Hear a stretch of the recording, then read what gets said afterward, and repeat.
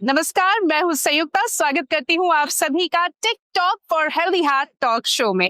TikTok for healthy heart talk show एक जन जागरूकता मुहिम है जिसका मकसद है आपको बताना कि हम अपने दिल को स्वस्थ कैसे रख सकते हैं। तो आज विशेषज्ञ डॉक्टरों से जानेंगे कि किस तरह से हृदय में रक्त का जो प्रवाह है वो सुचारू रूप से बना रहे, इसके लिए कैथ लैब में प्रक्रियाएं जैसे एंजियोग्राफी और एंजियोप्लास्टी की जाती है, जिससे बिना किसी बाधा के हमारा जो दिल है ये टिक टिक करता रहे। सरल भाषा में कहे तो चलता रहे। हम सब जानते हैं कि हृदय में जो ब्लड फ्लो है उसमें अगर किसी तरह का क्लॉट हो, ब्लॉकेज हो जाए तो ऐसे में दिल के दौरे पड़ते हैं, स्ट्रोक हो जाता है। और ऐसे में हम आपको बताएंगे कि कैसे आप अपने दिल को रख सकते हैं स्वस्थ।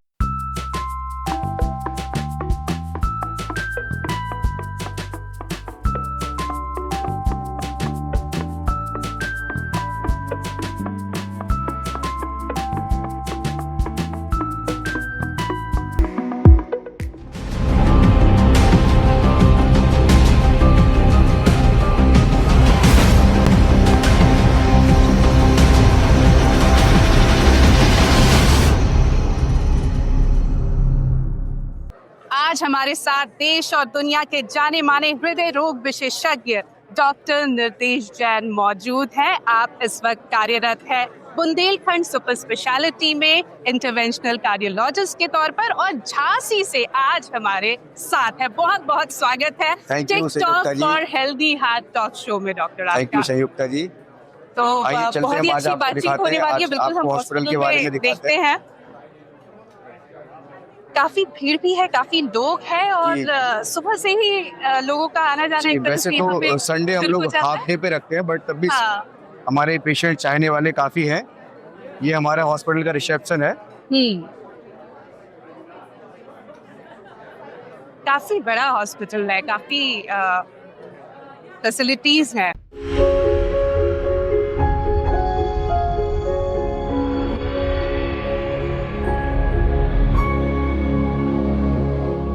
डॉक्टर निर्देश जैन, जैसा कि हमें बताया गया है कि आज हम कैथ लैब में जो प्रोसीजर्स आप करते हैं, एंजियोग्राफी, एंजियोप्लास्टी, वो देखने वाले हैं। तो मैं और मेरी पूरी कैमरा टीम बहुत एक्साइटेड है। लेकिन जब तक वहां जाने की तैयारी हो रही है, मैं सबसे पहले आपसे ये जानना चाहूंगी कि डॉक्टर बनने की प्रेरणा आपको कैसे मिली और साथ ही साथ कार्डियोलॉजी, ये स्पेशलाइजेशन आपने क्यों लिया? देखिए, इसके पीछे कोई ऐसा मोटिव नहीं था। जो हमारी फैमिली है वो इस तरह से कोई भी बहुत पढ़ा लिखा नहीं था। तो एक बार कहते हैं कि अनजाने में कुछ चीज़ आपकी जबान से निकल जाती है, वो सच हो जाती है। जब मैं 6th क्लास में जब बोर्डिंग स्कूल में गया, वहाँ टीचर ने पूछा कि आप क्या बनना चाहते हैं, तो मुझे बहुत कुछ जानकारी थी। तो एक अनायास मुँह से निकला कि मैं डॉक्टर बनना चाहता हूँ। जो डेस्टिनी में था वो धीरे धीरे हुआ। फिर मैं MBBS मैंने किंग जॉर्ज मेडिकल से किया, फिर वहीं से मैंने MD मेडिसिन भी किया। फिर कुछ ऐसे हालात बनते गए, कुछ हमारे सीनियर्स थे, उन्होंने बताया कि कार्डियोलॉजी जो एक अच्छी ब्रांच है और एक उसमें एक अच्छे रिजल्ट्स भी होते हैं, तो एक लगता है कि आप एक अच्छे डॉक्टर हैं। तो फिर कार्डियोलॉजी करने की, हालांकि ये सफ़र काफ़ी 16 साल का लंबा सफ़र रहा, काफ़ी सारे इसमें स्ट्रगल भी रहे। लेकिन जब हम लोग प्रैक्टिस करते हैं और पेशेंट्स को सेव करते हैं, तो एक अपने आप में एक बहुत अच्छा अनुभव होता है। डॉक्टर जान, आपसे ये जानना चाहेंगे कि अभी तक की जो आपकी यात्रा थी वो कैसी रही और वो यादगार केस वो कौन सा था जो सबसे यादगार है और क्यों यादगार है? सन 2018 में मेरा झांसी आना हुआ, तो यहाँ पे मैंने as a first intervention cardiologist join किया। फिर जब यहाँ पे आए तो लोगों को जो इंटरवेंशन कार्डियोलॉजी के नाम पे ए फॉर एंजियोग्राफी भी नहीं आता था। फिर तो शुरुआत में बड़ा स्ट्रगल करना पड़ा, लोगों को कन्विंस करना पड़ता था उनको कि ये ट्रीटमेंट ज़रूरी है। बट अब इस 8 साल में ये लोगों को ये जानकारी हो गई कि क्या ट्रीटमेंट होता है हार्ट अटैक के पेशेंट्स में, तो लोगों को आइडिया हो गया है। देखिए, इस 8 साल के लंबे जो कैरियर में मेरे कई सारे ऐसे केसेस आए जो मुझे अभी भी याद हैं, जब बहुत सारे पेशेंट जिनकी जब आते थे तो उस समय जब उनके बचने की कोई उम्मीद नहीं होती थी, कोई चांसेस नहीं होते हैं। बट जो होता है कि कार्डियोलॉजी में हमेशा मिरेकल्स होते हैं और जब वो ठीक होकर जाते हैं, तो ऐसे कई सारे अनुभव हैं। कई पेशेंट जो बचे हुए हैं जिनकी बिल्कुल उम्मीद नहीं होती थी। और वाकई में काफी यादगार आपकी जर्नी रही और शायद इसीलिए धरती पर भगवान का जो दर्जा है वो डॉक्टरों को मिला है। तो बहुत अच्छी बातचीत तो रही, बातचीत के सिलसिले को आगे भी हम जारी रखेंगे। लेकिन इस वक्त जो हमने पहले भी कहा था, कैथ लैब जिसमें जो रक्त का प्रवाह है हृदय में वो सुचारू रूप से बना रहे, उसकी प्रक्रियाएं आप हमें दिखाएंगे, उसका रुख कर लेते हैं। डॉक्टर जैन, हम कैथ लैब में आ चुके हैं, तो आज कौन से प्रोसीजर्स आप करने वाले हैं उनके बारे में प्लीज बताइए। थैंक यू संयुक्ता जी। जैसा कि अभी ये कैथ लैब है, कैथ लैब जैसे कि सर्जन के लिए ओटी होती है, एक हम लोग इंटरवेंशन कार्डियोलॉजिस्ट के लिए कैथ लैब ही सब कुछ होता है, जी। जिसमें हम लोग कई सारी प्रोसीजर करते हैं, angiography, angioplasty, pacemaker, CRT device और पेरिफेरल इंटरवेंशन। तो इंटरवेंशन कार्डियोलॉजिस्ट सारे प्रोसीजर्स जो होते हैं कैथ लैब में ही होते हैं। आज अभी हम करने जा रहे हैं एंजियोग्राफी और उसके बाद पेशेंट को जरूरत होगी तो एंजियोप्लास्टी करने जा रहे हैं। ओके। ये हार्ट अटैक के पेशेंट्स हैं। एंजियोग्राफी दो तरह से की जाती है, एक रेडियल रूट से की जाती है जिसको हम बोलते हैं हाथ से एंजियोग्राफी करते हैं, दूसरा पैर की नस फीमोरल रूट से की जाती है। इस पेशेंट में हम अभी रेडियल रूट से एंजियोग्राफी करने जा रहे हैं। सबसे पहले एंजियोग्राफी की जो रेडियल आर्टरी को पैल्पेट करते हैं। रेडियल आर्टरी गुड है, इसकी अच्छी है। Local side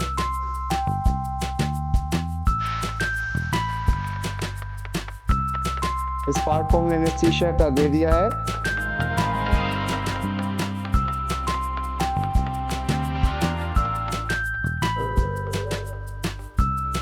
Now I have inserted radial sheath into radial artery.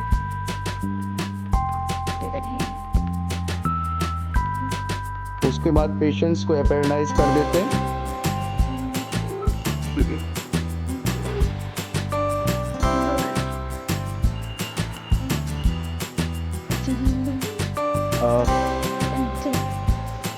This is a catheter, tiger catheter, by which we do radial angiography. बस.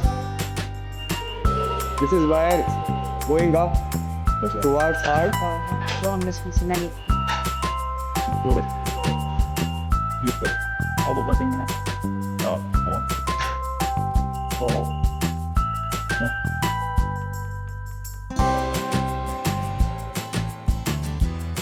बहुत बढ़िया, ऐसे ही रखो। Now we have completed angiogram of this patient. अगर इसमें देख सकते हैं लेफ्ट साइड में दो आर्टरीज होती है। मतलब फर्स्ट आर्टरी लेफ्ट साइड के बीच में इसमें सिग्निफिकेंट ब्लॉकेज है 80-90% एंड लेफ्ट साइड की दूसरी आर्टरी में भी 70-80% ब्लॉकेज है। Now move to the right artery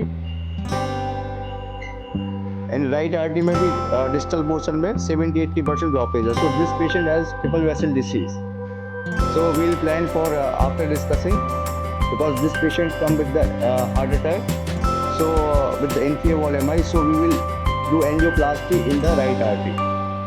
किस तरह से कैथ लैब की प्रक्रियाएं किसी की जान बचा सकती है और कैसे हमारे हृदय का जो रक्त प्रवाह है उसे सुचारू रूप से बनाए रखती है, ये देखना, ये जानना बहुत अद्भुत अनुभव था। बहुत बहुत शुक्रिया इसके लिए doctor Jain. Thank you Sanyukta जी, जो आप लोगों ने टाइम निकाला।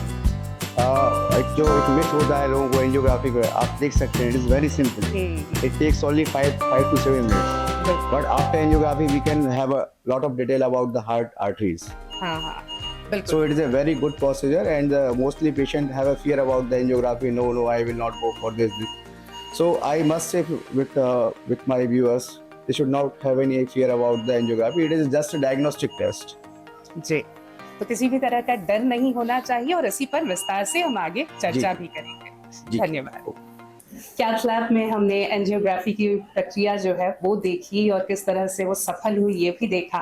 डॉक्टर जैन, ये देखने में मैंने पहले भी कहा बहुत ही अद्भुत अनुभव था कि किस तरह से एक प्रक्रिया जो है लोगों की जान बचा सकती है। तो कैथ लैब की जब हम बात करते हैं और कौन कौन से प्रोसीजर्स वहाँ पर होते हैं और एक दिन में या एक महीने में औसतन कितने प्रोसीजर्स कर लेते हैं आप? कैथ लैब इंटरवेंशन कार्डियोलॉजिस्ट के लिए just like an OT. Cath lab में हमारी अधिकतर प्रोसेस होती है, जैसे एंजियोग्राफी जो आपने अभी जस्ट देखा है, एंजियोप्लास्टी जब हम लोग जो स्टेंट वगैरह डालते हैं उसको एंजियोप्लास्टी कहते हैं, पेसमेकर लगाना, पेरिफेरल एंजियोग्राफी, पेरिफेरल इंटरवेंशन।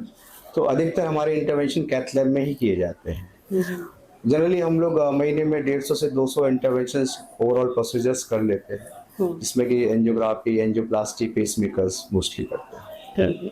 अच्छा, अगर मैं ये जानना चाहूँ, क्योंकि जो आम लोग हैं, जो मरीज हैं, उनको ओटी से बहुत डर लगता है, उनको सर्जरी से बहुत डर लगता है, प्रोसीजर से बहुत डर लगता है, तो किस तरह से आप समझाते हैं? क्या कुछ चैलेंजेस सामने आते हैं जब रोगियों को ये समझाना होता है कि इस प्रोसीजर की जरूरत है? जैसे मैंने आपको बताया, जब 8 years back I have started intervention cardiology in this region, उस समय most of the people are not aware of angiography, तो उस समय बहुत मुश्किल होता था। I have to explain each and everything कि कैसे क्या करते हैं, कैसे वायर करते हैं, कैसे जांच करते हैं।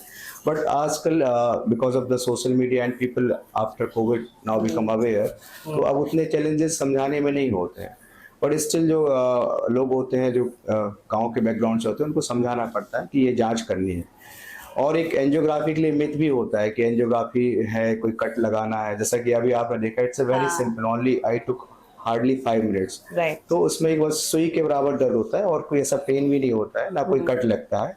और एंजियोग्राफी हम लोग डे केयर में भी करते हैं, पेशेंट ओपीडी में आता है, एंजियोग्राफी करते हैं, उसके बाद 2 घंटे बाद भेज भी देते हैं। एंजियोग्राफी के बाद ये भी एक मिथ होता है कि नहीं एंजियोग्राफी के बाद स्टेंट डलना ही डलना है, ऐसा नहीं होता है। Angiography is just a diagnostic procedure. इसके बाद हमें पता चलता है कि आपकी जो दिल की मुख्यतः 3 आर्टरीज होती है, उनमें कितने कितने परसेंट और कहाँ कहाँ ब्लॉकेज है। उसके बाद हम लोग को पता चलता है कि आगे हमें पेशेंट को दवाइयों पे ही रखना है अकेले, या फिर उसको स्टेंट की जरूरत है, या बीमारी अत्यधिक होने पे बाईपास की सलाह दी जाती है। तो एंजियोग्राफी से ऐसे कोई डरने की आवश्यकता नहीं होती है।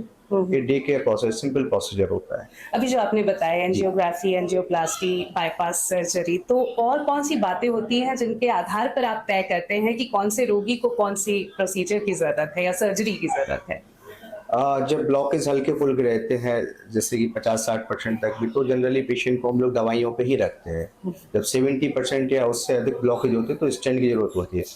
उसमें भी स्टेंट की, जैसे कि अगर पेशेंट को 90% या अबव ब्लॉकेज है, तो हम लोग सजेस्ट करते हैं कि तुरंत उसको एंजियोप्लास्टी करा लें। क्योंकि जो एक मिथ है कि नहीं तुरंत एंजियोप्लास्टी कराना, ऐसा नहीं होता। जब बीमारी काफी जटिल होती है और एंजियोप्लास्टी पॉसिबल नहीं होते, या जो लेफ्ट मेन नस में ब्लॉकेज होते हैं, तब बाईपास की सलाह दी जाती है उसको। जी, स्टेंट का आपने जिक्र किया और आजकल बहुत सुनने में भी आता है क्योंकि हृदय रोग के जो मरीज हैं उनकी संख्या भी लगातार बढ़ रही है। तो ये स्टेंट क्या है और किस तरह से हृदय रोग में कारगर साबित होता है? ये जैसे आपको पता है, कोविड के बाद से जो हार्ट अटैक के इंसिडेंस है 1.5 से 2 गुने तक बढ़ चुके हुए हैं। उसमें कहीं हद तक जो हमारी जीवन शैली का भी वो है, स्ट्रेस है लाइफ में, और India is non for diabetes capital, diabetes का भी बहुत हद तक रोल है। तो स्टेंट एक जस्ट एक स्प्रिंग की तरह मेटल का स्कैफोल्ड होता है, जनरली कार्बोनियम और प्लेटिनम का होता है, कि हम एंजियोप्लास्टी करते हैं। एंजियोप्लास्टी का मतलब होता है जो आर्टरी पिचक गई है या जिनमें की सिकुड़ गई है, उनको बैलून के द्वारा उनको चौड़ा कर देते हैं। फिर अगर हम उसमें एक स्कैफोल्ड नहीं लगाते हैं तो वो फिर से रिकॉइल होकर फिर से उसमें ब्लॉकेज हो जाते हैं या सर्कुलेशन कम हो जाती है। तो स्टेंट जो होता है उसको एक स्कैफोल्ड होता है, और लॉन्ग टर्म पेटेंसी के लिए डिवाइस को यूज करते हैं जो हमेशा के लिए आपकी नसों में रह जाता है, और कुछ दिनों बाद उसके ऊपर अंदर से खाल की परत चढ़ जाती है। क्योंकि ये भी मिथ रहता है कि डॉक्टर साहब ये स्टेंट निकालना तो नहीं पड़ेगा, तो ऐसा नहीं है, एक बार लगा दिया तो हमेशा के लिए हो जाता है। अच्छा डॉक्टर जैन, हम जब भी हृदय रोगों की बात करते हैं तो कहते हैं, और ये हम जानते हैं कि उसके लिए दवाइयां मौजूद हैं, लेकिन जो क्लॉट फॉर्मेशन है, क्या उसके लिए भी दवाइयां अवेलेबल हैं?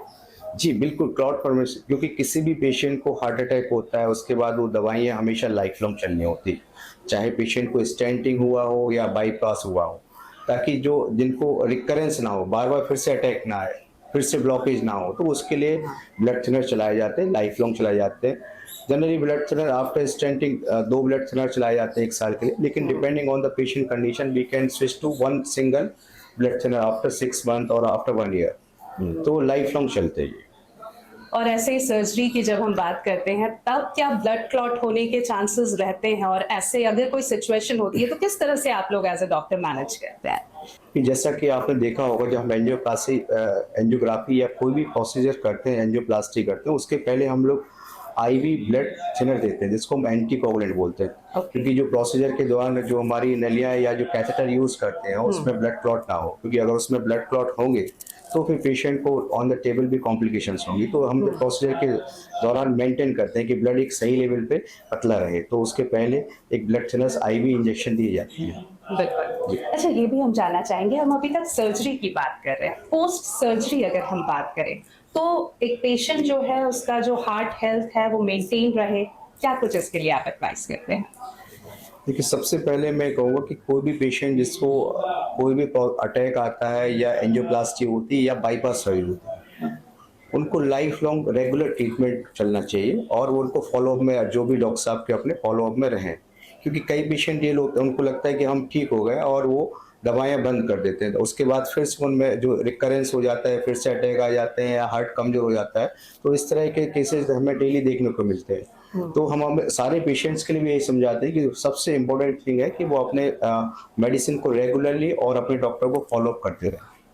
जैसे डॉक्टर जान आपने पहले भी कहा, हाल के दिनों में अगर हम देखें तो हार्ट डिजीजेस या हार्ट से रिलेटेड जो जी, जी। इश्यूज है वो काफी ज्यादा बढ़ गए हैं। बिल्कुल। तो स्ट्रेसफुल एनवायरनमेंट भी है, अलग अलग प्रॉब्लम्स हैं। आपने कहा कि डायबिटीज का कैपिटल हमारा देश बनता जा रहा है, तो क्या मोटे मोटे बड़े कारण हैं और किस तरह से इससे हम उभर सकते हैं? सोशल लाइफ में जो है हमारे पास सबसे इम्पोर्टेंट चीज़ होती है एक फिजिकल एक्टिविटी है जो एक कम होता जा रहा है, इंडोलेंट लाइफ होती जा रही है। फिर जो फूड है उसमें फ्रेश फूड्स, वेजिटेबल्स, ये चीज़ों का सेवन कम होता जा रहा है। स्ट्रेस एक ऐसी चीज़ है जिसका कोई पैरामीटर नहीं है कि हम किसको ज़्यादा स्ट्रेस है किसको कम। यंग जनरेशन में भी डेली आईसी पेशेंट्स को भी स्ट्रेस होती रहती है, तो एक इम्पोर्टेंट फैक्टर। उसके अलावा है स्मोकिंग, टोबैको, अल्कोहल, इन सब का यूज़ करना होता है। फिर कुछ पेशेंट्स में डायबिटीज़, यंग पेशेंट्स में हार्ट अटैक के साथ बहुत सारे पेशेंट होते हैं उनको डायबिटीज़ भी होती है, हाइपरटेंशन है। फिर कुछ पेशेंट्स में फैमिली हिस्ट्री होती है, क्योंकि फैमिली में उनके पेरेंटल हिस्ट्री रहती है, सिबलिंग्स को भी उनको कोरोनरी आर्टरी डिसीज़ की हिस्ट्री रहती है, तो ये इंपॉर्टेंट फैक्टर है। ये सारे फैक्टर कम टुगेदर और इसकी वजह से फिर कोविड के बाद भी देखा गया है कि उसके बाद भी जो मैंने बताया था आपको 1.5 टाइम्स टू 2 टाइम्स जो है इंसिडेंस बढ़े हुए हैं, तो कहीं ना कहीं उसका भी डिसीज का लॉन्ग टर्म कुछ रोल होगा जो कि आगे हमें स्टडीज में पता चलेगा। बिल्कुल। अच्छा, एक सवाल जो हर इंसान जानना चाहता है और जी। खासकर अब जब हम ये बात कर रहे हैं कि अब जी। केसेस बहुत ज्यादा बढ़ गए हैं हार्ट डिजीजेस के, कि क्या पहले से पता लग सकता है कि कोई किसी तरह का हृदय रोग है, ब्लॉकेज है, कैसे पता करें? जी बिल्कुल, अब मेडिकल साइंस काफ़ी एडवांस हो गया है, तो जो भी बच्चे कंप्लीट कर लिया है 21 ईयर्स, एक बार वो अपनी कोलेस्ट्रॉल की जांच कराएं। जिनकी फैमिली हिस्ट्री है वो अर्ली एज में अपना ईसीजी, इको, टीएमटी करा लें। और मैं हमेशा कहूँगा किसी भी चेस्ट पेन को बिना पूरे एवोल्यूशन उसको गैस का दर्द समझ के लापरवाही नहीं करें, क्योंकि हार्ट अटैक या कार्डियोलॉजी सबसे अच्छी चीज़ है, बहुत अच्छे रिजल्ट्स हैं, but time is very important. अगर आप समय पे अगर आप उसको इलाज आप कराते हैं तो रिजल्ट्स हमेशा और ब्रांचों से अच्छे होते हैं। तो मैं हमेशा कहूँगा कभी भी चेस्ट पेन को गैस का दर्द समझ के उसको नेग्लेक्ट ना करें, एक एटलीस्ट अपने निकटतम जो भी आपके फिजिशियंस हो एक ईसीजी अवश्य कराएं। बिल्कुल, तो किसी भी सिम्टम को लाइटली नहीं लेना चाहिए और जब वो दिल से जुड़ा हो तब तो बिल्कुल नहीं लेना चाहिए।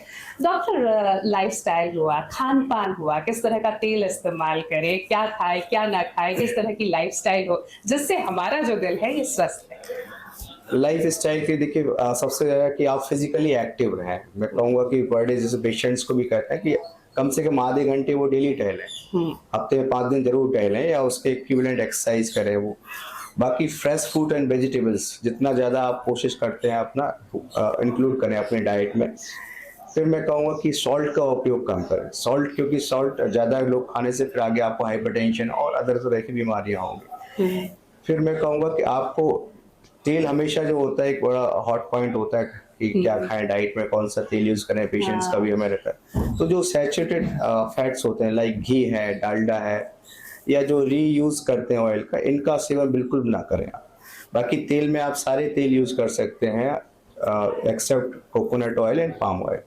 तेल के लिए भी मैं कहूँगा, कहता हूँ जो पेशेंट्स के लिए भी कहता हूँ कि तेलों को आप बदल बदल खाएं, सोयाबीन खाएं, मूंगफली खाएं, राइस ब्रेन खाएं, क्योंकि कुछ में मोनोसैचुरेटेड फैट्स होते हैं, कुछ में पॉलीअनसैचुरेटेड फैट्स होते हैं, तो वो बोथ का हमें ज़रूरत होती है। तो तेल आप बदल बदल के यूज़ करें, और डालडा घी को आप उनको अवॉइड करें, और किसी को भी जो ऑयल आप यूज़ कर रहे हैं उसको रीयूज़ ना करें, ये मैं कहना चाहूँगा। बिल्कुल। हमारे जो दर्शक हैं वो ये जानते हैं कि स्वस्थ जीवन हो इसके लिए बहुत जरूरी है कि दिल स्वस्थ हो, तो क्या संदेश आप हमारे दर्शकों को देना चाहेंगे? मैं आज के इसके लिए यही संदेश देना चाहूँगा, क्योंकि स्ट्रेस जो हमने एक अपनी daily day to day practice में रियलाइज करते हैं, यंगस्टर्स होते हैं, कई बार उनके कोई रिस्क फैक्टर नहीं होता है, दे आर नॉट टीटोटलर होते हैं, फिर भी हार्ट अटैक हो जाते हैं, तो फिर बाद में एवेल्युएट करते हैं, पता चलता है कि स्ट्रेस, उनको मेंटल स्ट्रेस रहती है। तो मैं कहूँगा अपने दर्शकों के लिए कि आप स्ट्रेस अपने जीवन में कम लें, आपको जो भी हॉबीज़ हैं उसमें अपना टाइम दें, और एक नींद का जो मैं अभी इसमें मैंने डिस्कस नहीं किया, नींद का जो आप 6 से 8 घंटे की नींद पूरी लें। उसमें भी लोग क्या करते हैं, मोबाइल लेके बिस्तर पे लेटे रहते हैं, नींद नहीं आई, तो एक रात जो भगवान ने बनाई है सोने के लिए है, तो आप एक 10-11 बजे मैक्सिमम सो जाएं और एक पूरी नींद लें, तो आपका अगर इससे क्या होता है पूरी रिकवरी होते हैं। नींद बताइए आपको रिकवरी पूरे शरीर के आपके जो भी ऑर्गन डैमेज होते हैं तो रिकवरी। तो मैं इसी पे फोकस करूंगा, बाकी सारी चीजें तो आजकल सोशल मीडिया पे लोग देख ही रहे हैं, सब लोग कर रहे हैं, फॉलो भी कर रहे हैं। हाँ हाँ, तो स्ट्रेस पे मैं पर्टिकुलरली इसको काफी फोकस सतर्क तो हुए हैं लोग जी। अपनी हेल्थ को लेकर, अपने दिल को लेकर। लेकिन फिर भी हमारे कोई दर्शक, कोई पेशेंट अगर आपसे मिलना चाहे जी, डॉक्टर, जी। तो कहाँ मिल सकते हैं, कहाँ सलाह ले सकते हैं, किस तरह से संपर्क कर सकते हैं जी, आपसे? ये बुंदेलखंड सुपर स्पेशलिटी हॉस्पिटल, ये झांसी में कानपुर वाले बाईपास मेडिकल चौराहे पे, यहाँ पे 24/7 इमरजेंसीज हम लोग डील करते हैं, पर्टिकुलरली कार्डियक इमरजेंसीज। तो 24 घंटे यहाँ एंजियोग्राफी, एंजियोप्लास्टी, पेसमेकर की सुविधा है। तो एक हमने 4 वर्ष पहले जो जैसा कि आपको होता है ये सेंटर स्टार्ट किया, तो और लेटेस्ट टेक्नोलॉजी जो भी अभी इसमें कार्डिक साइंस में आ रही है हम उसको अडॉप्ट कर रहे हैं। हमारे यहाँ सर्जरीज की भी सुविधा है, बाईपास सर्जरीज की भी सुविधा है, और जो एंजियोप्लास्टीज के लिए भी जो नई इमेजिंग गाइडेड है वो भी हमने अभी सुविधा की। ऊपर आपने शायद देखा होगा, मैं ये हाईबस मशीन भी अभी हमने लेटेस्टली परचेज की, जिससे कि हम अंडर इमेजिंग गाइडेड और प्रिसीजन से हम एंजियोप्लास्टी कर सकते हैं। तो हमारा एम यही है कि बुंदेलखंड में जो भी हार्ट के पेशेंट्स हैं उनको संपूर्ण इलाज मिले। अभी पिछले दिनों हमने एक बच्चे में भी बाईपास सर्जरी कराई थी, जो भी एक पूरे बुंदेलखंड ग्वालियर रीजन में एक अपने आप में पहला वो था, माइलस्टोन था। उस दिन अभी 3-4 दिन पहले हमने इलेक्ट्रोफिजियोलॉजी स्टडीज के भी कुछ केसेस जो कराए थे, तो वो भी पूरे बुंदेलखंड ग्वालियर रीजन में फर्स्ट टाइम हुए।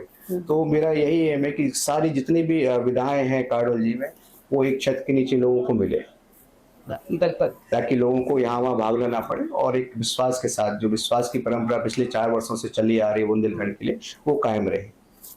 हृदय रोग के सिम्टम्स की अगर हम, लक्षणों की अगर हम बात करें, जी, तो वो जी। कौन से लक्षण होते हैं डॉक्टर? ये बहुत अच्छा क्वेश्चन है। देखिए, हार्ट में सबसे कॉमन जो होता है चेस्ट पेन का सिम्टम होता है। चेस्ट पेन जो इनिशियल दौर में जब ब्लॉकेज शुरू होते हैं तो पहले एंजाइना होता है। एंजाइना का मतलब होता है जब हम कोई फिजिकल एक्सर्शन करते हैं, चेस्ट पेन होता है, चेस्ट हैवीनेस होता है, या स्क्वीजिंग टाइप सेंसेशन होती है, और जो हाथों में भी आ सकते हैं, जॉ में आ सकता है। तो इसको हम एंजाइना कहते हैं। ये जैसे हम रेस्ट कर लेंगे रिलीफ हो जाएगा।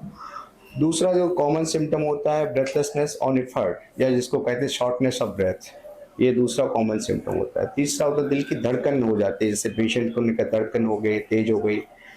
चौथा लक्षण होता है पेशेंट को अचानक से ब्लैकआउट होने लगता है, जब दिल की धड़कन कम हो जाती है, दिल की धड़कन बहुत ज़्यादा बढ़ जाती है। पांचवा सिम्टम्स जो होता है कि पेशेंट्स को जनरल बॉडी स्वेलिंग होती है, पैरों में सूजन आने लगती है, चेहरे पे सूजन आने लगती है, पूरी बॉडी में स्वेलिंग आने लगती है। और छठा जो एक बहुत नॉन स्पेसिफिक सिम्टम्स होता है, बट कई बार पेशेंट्स उनको बहुत फटीग, एक्सट्रीम फटीग होता है। इस तरह के सिम्टम्स जो वैल्वुलर हार्ट डिसीज में होते हैं, जिनके वॉल लीकेज वगैरह उसमें होता है, कि थोड़ा सा ही काम करने के लिए उनको फटीग हो जाता है। तो ये 6 मुख्यतः सिम्टम्स जो होते हैं कार्डियोलॉजी में हम लोगों को डील करने होते हैं। TikTok for healthy heart talk show में डॉक्टर जैन बहुत अच्छी जानकारी आपने साझा की हमारे दर्शकों के साथ, और मैं पूरी उम्मीद करती हूँ कि हमारे जो दर्शक हैं, ये जो पूरी बातें हैं, इसका जो निचोड़ है, जो टिप्स आपने दिए हैं, उनका पूरा पूरा ध्यान रखेंगे, खुद को, अपने दिल को स्वस्थ रखेंगे। और आपने अपने इतने व्यस्ततम दिनचर्या में से, स्केड्यूल में से वक्त निकाला, कीमती वक्त हमारे लिए निकाला, इसके लिए आपका एक बार से बहुत बहुत शुक्रिया। Thank you Sanyukta ji, thank you all. TikTok for healthy heart talk show में आज के लिए इतना ही, और इसी तरह विशेषज्ञों से सही जानकारी प्राप्त करने के लिए हमेशा हमारे साथ जुड़े रहे। हम YouTube और Instagram पर भी मौजूद हैं, हमें जरूर सब्सक्राइब करें, लाइक करें। इसके अलावा TikTok for healthy heart talk show JioSaavn और साथ ही साथ Spotify पर भी उपलब्ध है। तो स्वस्थ रहिए, अपना ख्याल रखिए, हमेशा हमारे साथ जुड़े रखिए। Take care of your health. Good bye.